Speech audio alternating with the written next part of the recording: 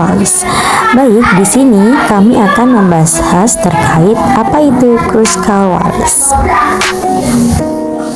Oke teman-teman, jadi Kruskal-Wallis itu merupakan teknik analisis non-parametrik yang digunakan untuk membandingkan lebih dari dua rata-rata sampel yang tidak berhubungan. Kruskal-Wallis tidak untuk mengidentifikasi di mana letak perbedaan terjadi ataupun mengidentifikasi seberapa banyak perbedaan itu terjadi. Namun, Kruskal-Wallis hanya untuk menunjukkan perbedaan sampel antar kelompok sampel. Jadi, dalam uji parametrik, uji ini setara dengan uji ANAVA satu jalur untuk sampel yang saling independen. Jadi, seperti itu ya teman-teman. Contoh, seorang peneliti tertarik untuk meneliti hasil belajar statistika jika diterapkan di waktu pagi, siang, dan sore. Menurutnya, waktu belajar yang berbeda akan memberikan hasil belajar yang berbeda pula. Untuk membuktikan hipotesisnya tersebut, diambillah 17 sampel mahasiswa dengan skor hasil belajar sebagai berikut. Dengan menggunakan A sama dengan 5%, ujilah hipotesis peneliti tersebut. Langkah pengujian dengan SPSS. Masukkan data pada lembar variabel view dengan nama waktu belajar dan skor garis bawah HB. Selanjutnya, pada nama waktu belajar di kolom value. Setelah diklik, isikan 1 sama dengan pagi, 2 sama dengan siang, 3 sama dengan sore. Lalu, pada nama waktu belajar di kolom measure, ubahlah menjadi ordinal. Dan pada nama skor HB, ubah menjadi scale. Input data sesuai dengan yang diketahui di soal pada lembar data view.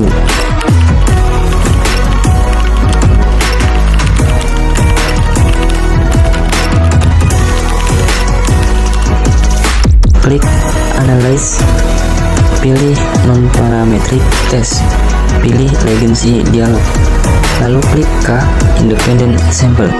Setelah itu, masukkan skor garis bawah HB pada kolom tes variabel list dan waktu belajar pada kolom grouping variabel. Lalu klik Define variabel dan isikan 1 untuk minimum dan 3 untuk maksimum. Lalu klik Continue dan beri checklist pada Kruskal-Wallis H. Klik OK, maka akan diperoleh hasil sebagai berikut.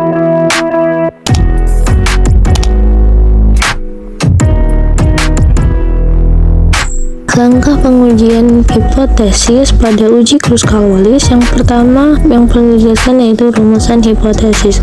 Nah, pada rumusan hipotesis ini, pada bagian hipotesis penelitian yaitu ada perbedaan hasil belajar statistika mahasiswa jika ditinjau dari waktu belajar yaitu pagi, siang, dan sore. Sedangkan pada hipotesis statistik, pada H0 ada perbedaan hasil belajar statistika mahasiswa jika ditinjau dari waktu belajar yaitu pagi, siang, dan sore. Sedangkan pada H1 yaitu tidak ada perbedaan hasil belajar statistika mahasiswa jika ditinjau dari waktu belajar yaitu pagi, siang, dan sore. Selanjutnya yaitu taraf signifikansi. Pada soal tadi, taraf signifikansinya yaitu alfa sama dengan 5%. Selanjutnya yaitu statistik uji dan hasil pengolahan dengan SPSS. Pada statistik uji, bisa kita lihat rumusnya sebagai berikut. Dan untuk hasil pengolahan dengan SPSS tadi, kita copy paste, lalu kita masukkan ke Word.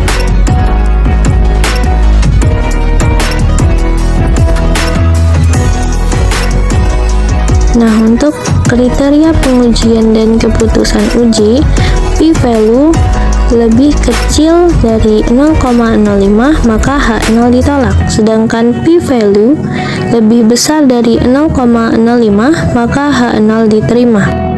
Dari uji di atas, maka didapatkan sig p-value sama dengan 0,007 lebih kecil dari 0,05 maka H0 ditolak. Maka didapatlah kesimpulan bahwa ada perbedaan hasil belajar statistika mahasiswa jika ditinjau dari waktu belajar yaitu pagi, siang, dan sore. Nah, karena adanya perbedaan hasil belajar, maka untuk melihat manakah yang memberikan perbedaan, perlunya dilakukan uji pasca ANAVA atau post hoc analysis dengan menggunakan Mann-Whitney U-test. Namun, besarnya alfa yang digunakan yaitu alfa beta sama dengan alfa per K. Untuk uji pasca ANAVA, yang pertama yaitu rumusan hipotesis.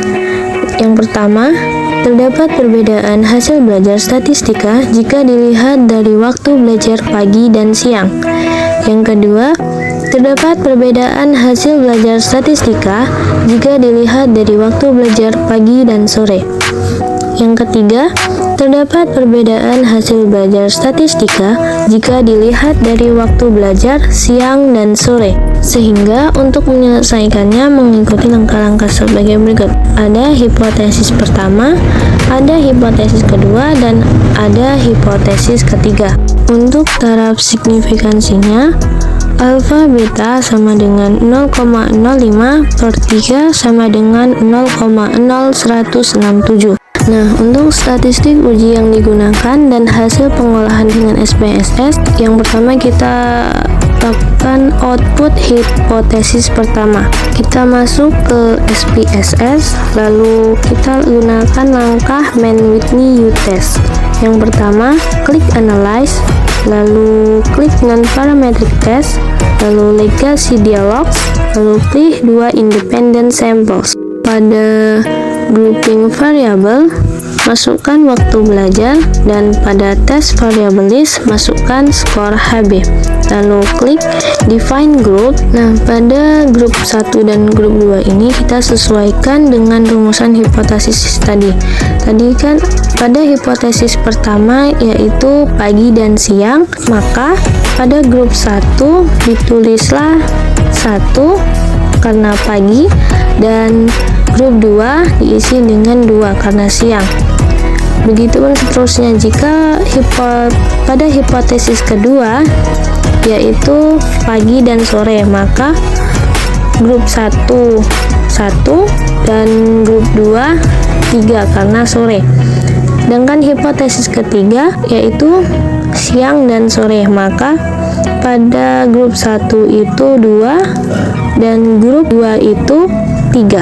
Nah, karena kita melakukan uji pada hipotesis pertama dulu, maka pada grup 1 diketik 1 dan pada grup 2 itu 2.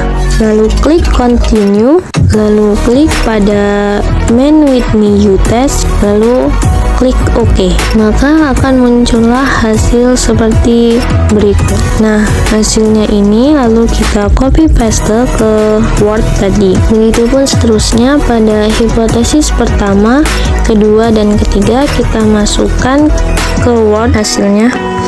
Nah, pada hipotesis pertama didapatlah kesimpulan bahwa dari output diperoleh sig p-value sama dengan 0,017 lebih besar dari 0,0167, maka menerima H0. Sedangkan hasil dari hipotesis kedua yaitu dari output diperoleh sig p-value sama dengan 0,004 lebih kecil dari 0,0167, maka menolak H0. Sedangkan hasil dari hipotesis ketiga yaitu dari output diperoleh sig p-value sama dengan 0,177 lebih besar dari 0,0167, maka menerima H0.